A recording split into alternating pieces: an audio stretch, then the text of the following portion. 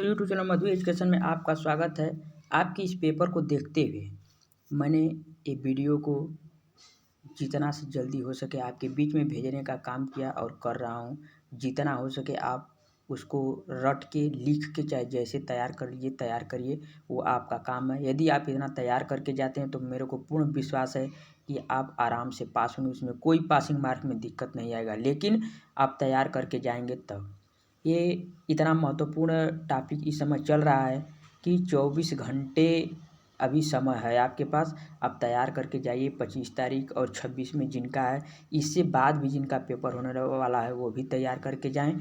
देखिए 45 क्वेश्चन का एक वीडियो बना के आपके बीच में भेज दिया हूँ। ये 46 क्वेश्चन है आपका, 45 क्वेश्चन भेजें, 46वां क्वेश्चन के बारे में हम बताने जा रहे हैं। दिया है ताले की मरम्मत और चाबी में हार्ड नोच की फाइलिंग, नाच लिखा है, नोच की फाइलिंग करने के लिए किस फाइल का प्रयोग किया जाता है। ठीक, ये दिया है किस फाइल का, मतलब एक तरह से स्लॉट में फाइलिंग करना है तो किस फाइल का प्रयोग करेंगे। उस चाबी के लिए नोच फाइलिंग बोला है। ठीक, तो यहाँ पे हमारा सी हो जाएगा वार्डिंग फाइलिंग। देखिए 47 नंबर का दिया है कि इस स्क्रू का नाम क्या है। आप पेपर में देखते जाइए, 47 नंबर में एक स्क्रू बना है और पूछा जा रहा है कि इस स्क्रू का नाम क्या है। 47 नंबर के ए में दिया है ग्रब की, उसको ग्रूव बोलते हैं, ग्रब लिखा है। ड्राइवर स्क्रू, ठीक, सेल्फ टैपिंग स्क्रू, और डी नंबर है थ्रेड कटिंग स्क्रू, लेकिन हमारा हो जाएगा ड्राइवर स्क्रू। ठीक, उसमें ऊपर स्लॉट कटा रहता है स्क्रू ड्राइवर से कसने के लिए। 48 नंबर में दिया लॉक वाशर का क्या फ़ायदा है। ठीक, लॉक वाशर का क्या फ़ायदा है, तो इसका हो जाएगा डी, कंपन के कारण बोल्ट या नट को ढीला होने से बचाने के लिए वहाँ पे इसका प्रयोग किया जाता है, ताकि हमारा कोई पार्ट जब जहाँ कंपन होता है, जैसे कोई मोटर चल रही है, इंजन चलता है, जो आप देख लीजिए मैकेनिकल दृष्टि से, वहाँ पे कंपन होता है तो हमारे पार्ट के खुलने का कारण ज़्यादा रहता है, तो इसलिए वहाँ पे आपका लॉक नट या लॉक वाशर प्रयोग किया जाता है, जिसमें एक स्लॉट कटे होते हैं और उनको ऊपर नीचे करके जोड़ा जाता है।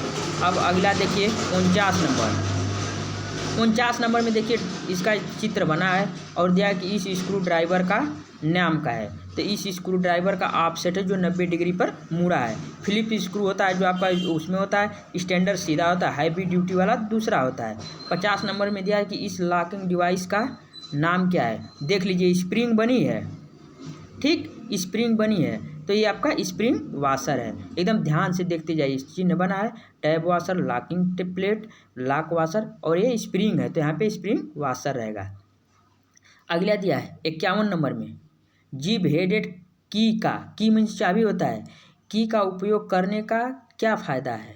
ठीक, 51 का दिया है तो इसका पहला हो जाएगा टैपर्ड फिटिंग के लिए इस्तेमाल किया जाता है। अब देखिए 52 नंबर में दिया है नुकीले कोनों को फिनिश करने के लिए किस फाइल का उपयोग किया जाता है। 52 नंबर का आपका सी हो जाएगा बैरेट फाइल का। नुकीले कोनों को फिनिश करने के लिए किस फाइल का प्रयोग किया जाता है, तो बैरेट फाइल का। 53 नंबर इस फाइल का नाम क्या है। देखिए दिया है इस फाइल का नाम क्या है, ये टिंकर फाइल के अंतर्गत आता है। इसका फिगर देख लीजिए, सब फाइलों के बारे में bench wise, Miller wise, machine wise ऐसे सब आती हैं, बहुत है, कारपेंट्री वाइज, लेग वाइज। जैसे यदि पूछ देता है पेपर में कि लेग वाइज का प्रयोग कहाँ किया जाता है, लेग वाइज का फोर्जिंग शॉप में प्रयोग किया जाता है। और लेग वाइज किस पदार्थ की बनी होती है, लेग वाइज माइल्ड स्टील की बनी होती है, इसलिए कि वो ज़्यादा यदि हम और सब हाई कार्बन स्टील की बनी होती है उनकी बॉडी, लेकिन वो हाई कार्बन स्टील की लेग वाइज नहीं बनी होती है, माइल्ड स्टील की बनी होती है। ठीक, क्योंकि वहाँ पे हमें भारी कार्य करना होता है, इसलिए कास्ट आयरन की फूट जाएगी। अब देखिए 54 नंबर में दिया है आकृति की पुष्टि करने हेतु वर्कपीस को जांचने के लिए किस उपकरण का प्रयोग किया जाता है, तो हमारा हो जाएगा प्रोफाइल गेज का। ठीक, प्रोफाइल गेज। अब देखिए 55 नंबर क्वेश्चन दिया है, 55 नंबर क्वेश्चन दिया है कि फीलर गेज का उद्देश्य क्या है। फीलर गेज आपसे बताएं कि इसकी परिभाषा होती है कि फिटिंग करते समय दो पार्टों के बीच का गैप मापने के लिए किया जाता है, या मिलने वाले दो पार्टों का। तो देखिए इसमें क्या दिया है, ड्रिल किए गए छेद की गहराई की जांच करना। बी में दिया स्क्रू थ्रेड की जांच करना, नहीं भाई वहाँ पे स्क्रू थ्रेड पिच हो जाएगा। वर्कपीस की त्रिज्या, तो वहाँ पे रेडियस गेज हो जाएगा। डी में दिया है कि विभिन्न भागों के बीच का गैप ज्ञात करना, 55 नंबर का डी हो जाएगा। देखिए चित्र में दिया है 56 क्वेश्चन में कि इस गेज का नाम, तो ये तो जानते हैं क्या है, स्टैंडर्ड वायर गेज है। क्या है, स्टैंडर्ड वायर गेज है। इसमें तो बताना नहीं। बाहरी व्यास की जांच के लिए किस गेज का उपयोग किया जाता है। ठीक, 57 नंबर का हमारा हो जाएगा प्लेन रिंग गेज का प्रयोग किया जाता है। 58 नंबर का दिया है कि आकार के निर्माण के लिए स्लिप गेज को एक साथ जोड़ने की प्रक्रिया को क्या कहते हैं? अरे रिंगिंग कहते हैं। इस प्रक्रिया को रिंगिंग कहते हैं। देखिए WRING से लिखा है। ठीक, 58 का डी, वहाँ पे व्रिंगिंग लिखा है। रिंगिंग बोलते हैं, व्रिंगिंग बोलते हैं, कोई समझ लीजिएगा।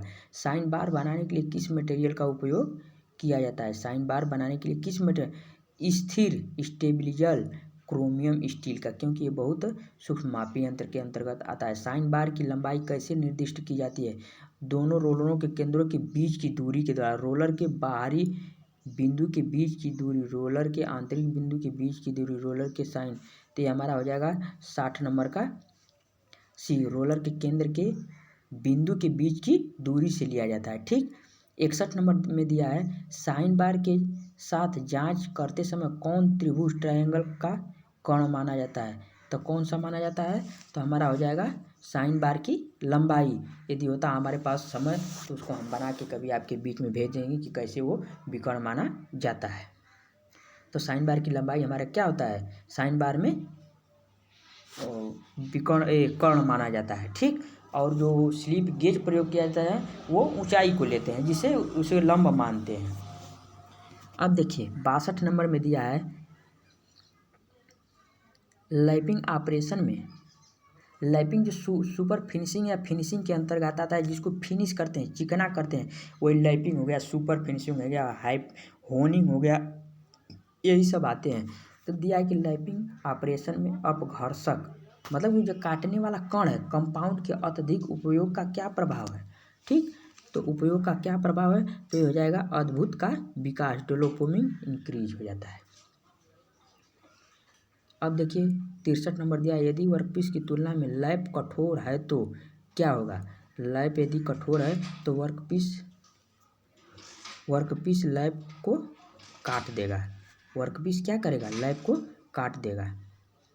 64 नंबर में दिया है किस सामग्री का उपयोग छोटे व्यास के लैप बनाने में किया जाता है? तो हमारा तांबा या कॉपर या ब्रास, तांबा या पीतल का प्रयोग किया जाता है। 65 नंबर में दिया है कि सतह टेक्सचर आता है, टेक्सचर लिखा है, मापने के उपकरण का नाम। तो हमारा देखिए अब क्या दिया है ऑप्शन में, उसे 65 का आपका डी हो जाएगा, मैकेनिकल सरफेस इंडिकेटर का। ठीक, 66 का दिया है, सीधा हम क्वेश्चन का आंसर बोल रहे हैं। दिया है कि ऑनरिंग ऑपरेशन में बड़ी मात्रा के लिए मैनुअल स्ट्रोकिंग क्यों पसंद की जाती है? तो 66 का हो जाएगा हमारा सी, कम टॉलरेंस रखने के लिए। सी हो जाएगा, कम टॉलरेंस रखने के लिए। ठीक, 67 दिया है हार्डनिंग करने का उद्देश्य क्या है? हार्डनिंग करने का क्या उद्देश्य है? टफनेस बढ़ाना। हार्डनिंग करने का उद्देश्य पूछ रहा है ना, तो काटने की क्षमता बढ़ाना होता है, काटने की क्षमता बढ़ाना। ठीक, अब इसके बाद 68 नंबर का देखिए, 67 हो गया। 68 देखिए ऊष्मा उपचार की कौन सी विधि द्वारा किस जाब में मशीनीकरण और डक्टिबिलिटी का प्रयोग किया जाता है? 68 का ए, एनीलिंग के द्वारा, एनीलिंग के द्वारा किया जाता है। जबकि ऊष्मा उपचार के अंतर्गत हम बहुत सा क्वेश्चन भी चलाए।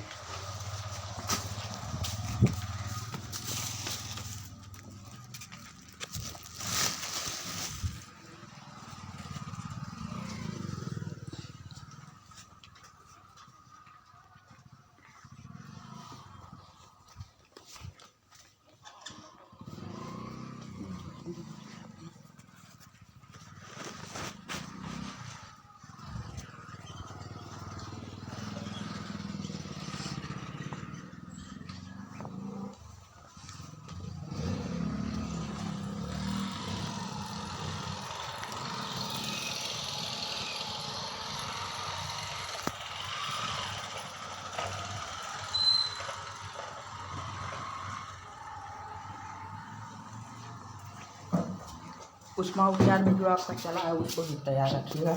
और देखिए आपका 68 नंबर का बता दें एनिलिंग हुआ, ठीक। अब इसके बाद देखिए 69 नंबर 69 में दिया है। 69 में दिया कि हीट ट्रीटमेंट प्रक्रिया में फ्लेम हार्डनिंग का नुकसान क्या है। तो 69 का डी हो जाएगा, छोटे वर्कपीस के लिए उपयुक्त नहीं है हीट ट्रीटमेंट। और 70 नंबर का दिया है कि बेस मेटल पर मेटल की परतों को रोल या लेयर्स खींचने के द्वारा किए गए धात्विक कोटिंग करने की विधि का नाम क्या है। तो आपका बी हो जाएगा, क्लैंडिंग विधि है।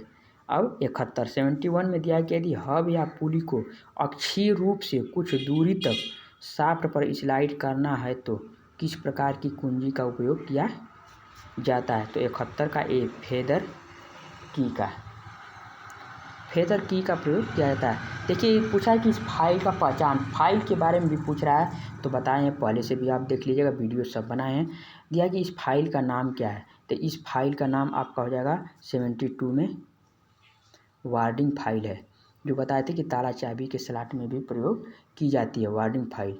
और दिया है 73 नंबर का, कौन सा नट बोल्ट के सिरे की चूड़ियों को नुकसान होने से बचाता है। कौन सा नट, कैप नट होना चाहिए।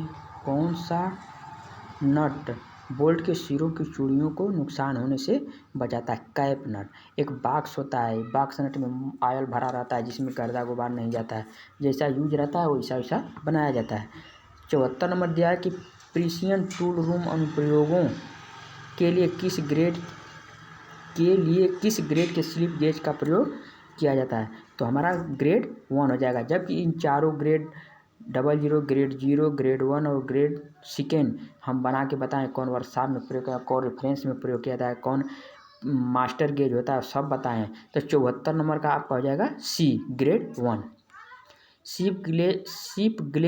शिप गेज ब्लॉक बनाने के लिए किस मटेरियल का उपयोग किया जाता है। तो यहाँ पे दिया है हाई कार्बन स्टील का, ठीक। 75 नंबर।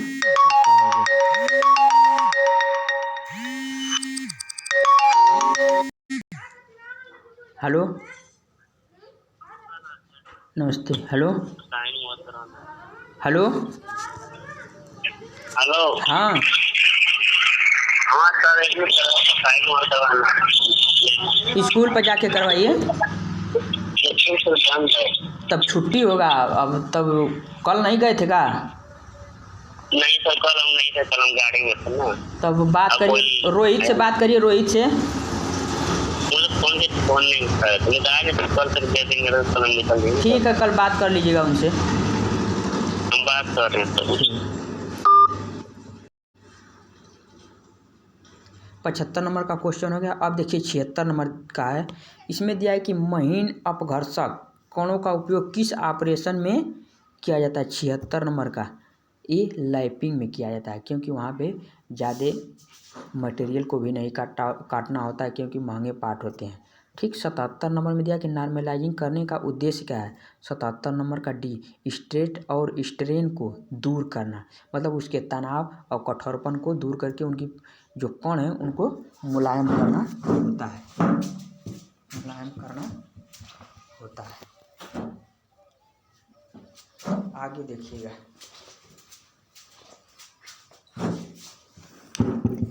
78 नंबर में दिया है स्टील की संरचना में 0% कार्बन होता है। स्टील की संरचना में 0% कार्बन होता है। कौन सा होता है। फेराइट होता है कि पियरलाइट, ऑस्टेनाइट, सीमेंटाइट। तो फेराइट होता है। सरफेस हार्डनिंग करने की विधि क्या है। सरफेस हार्डनिंग करने की विधि क्या है। 79 नंबर में, 79 नंबर में आपका इंडक्शन हार्डनिंग हो जाएगा। 80 नंबर का दिया कि यूनी डायरेक्शन टोक को प्रेषित करने के लिए किस प्रकार की कुंजी मतलब की मीन्स चाबी, ठीक। कुंजी भी बोला है, उसको चाबी बोलते हैं, उपयोग किया जाता है। तो 80 नंबर का डी फैदर की। रिंग गेज का उपयोग किया जाता है। रिंग गेज का उपयोग किसमें किया जाता है। रिंग गेज जैसे बोल्ट होता है उसी तरह से रिंग गेज होता है, वो किसी बाहरी व्यास को जांचा जाता है, जांचने में, न कि मापने में। मापने में और वो आपके बर्नियर कैलिपर्स हो गए, स्टील रूल हो गए, ये सब मापते हैं। और जो एक गेज होते हैं एक अंदाज तक जांचते हैं। 82 नंबर में दिया है आंतरिक धागे की सटीकता जांच करने के लिए किस गेज का प्रयोग।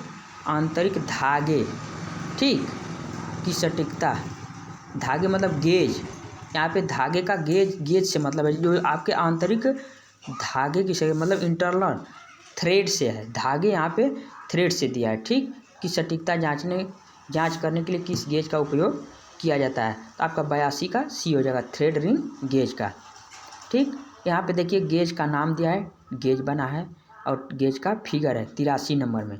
तो 83 नंबर में कौन सा गेज है, तो देखने में ही लग रहा है कि टेपर रिंग गेज है। 84 नंबर में दिया है आपका विशेष आयाम के लिए स्लिप गेज का निर्माण करने की प्रक्रिया क्या है, ठीक। तो हमारा छोटी स्लिप गेज रिंगिंग शुरू करें, ये डी हो जाएगा। 85 नंबर में दिया है कौन सी प्रक्रिया मिलने वाले घटकों के बीच फिट की गुणवत्ता में सुधार करती है। ये आपका लैपिंग है। ज़्यादा खुरदुरा रहेगा तो पार्ट जल्दी फिट नहीं होता है और गैप बताता है। 86 नंबर में दिया कि नरम स्टील और अलौह धातु के लैपिंग के लिए किस अपघर्षक का उपयोग किया जाता है। 86 नंबर का ए, सिलिकॉन कार्बाइड का। 87 नंबर में दिया कि कौन सा परिष्करण ऑपरेशन में टूल साथ में रोटेट और रेसिप्रोकेट करता है, ठीक। कौन से परिष्करण ऑपरेशन में टूल साथ रोटेट घूमता है और रेसिप्रोकेट करता है, कार्य भी करता है। तो आपका 87 नंबर का बी, होनिंग में, ठीक। अब इसके बाद क्वेश्चन नंबर 88 दिया कि रिंग प्रकार के लैप में छेद क्यों प्रदान किया जाता है। 88 नंबर में दिया है क्यों प्रदान किया है, तो ये आपका हो जाएगा लैप कंपाउंड को पकड़ने के लिए। 89 में दिया है साफ्ट सतह से प्रतियोगिता के लिए किस प्रकार की में अग्रभाग वक्रता होता है, मतलब त्रिज्या में होता है।